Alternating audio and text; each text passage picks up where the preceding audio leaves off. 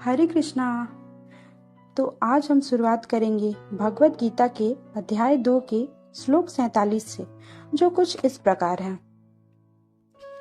कर्मण्यवाधिकारस्ते मा फलेषु कदाचन मा कर्म फल हेतुर्भू माते संगुस्त्व कर्मणि। यहाँ भगवान श्री कृष्ण अर्जुन को कहते हैं कि तुम्हें अपने कर्म करने का अधिकार है, किंतु कर्म के फलों के तुम अधिकारी नहीं हो। तुम ना तो कभी अपने आप को अपने कर्म के फलों का कारण मानो, ना ही कर्म ना करने में कभी आसक्त हो। मतलब भगवान श्री कृष्ण हमें ये बता रहे हैं कि कर्म करना हमारे हाथ में है, उसके फल की चिंता करना हमारे हाथ में नहीं है। ना हमें कभी खुद को कर्म के फलों का कारण मानना चाहिए, क्योंकि सिर्फ हम नहीं बल्कि टाइम, सिचुएशन और भगवान की इच्छा भी जुड़ी होती है।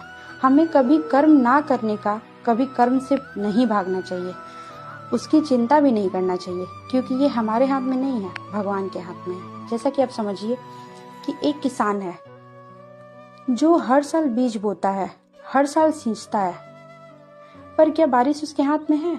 नहीं, बारिश उसके हाथ में नहीं है। पर क्या वो बीज ना बोए? नहीं, वो बीज बोएगा तभी तो कुछ पाएगा। अगर वो बीज ही नहीं बोएगा तो फिर तो उसे कुछ भी नहीं मिलेगा। इसीलिए निष्काम भाव से कर्म करना चाहिए।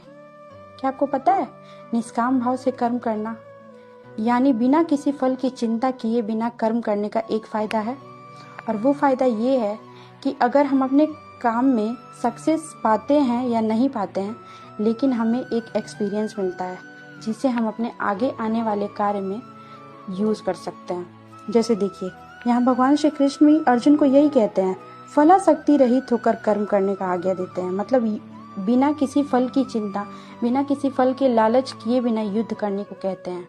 इसीलिए अगर आप स्ट्रेस में हैं तो याद रखिए, आपका अधिकार सिर्फ कर्म करने का है। फल की चिंता आप भगवान पर छोड़ दीजिए। हरे कृष्णा।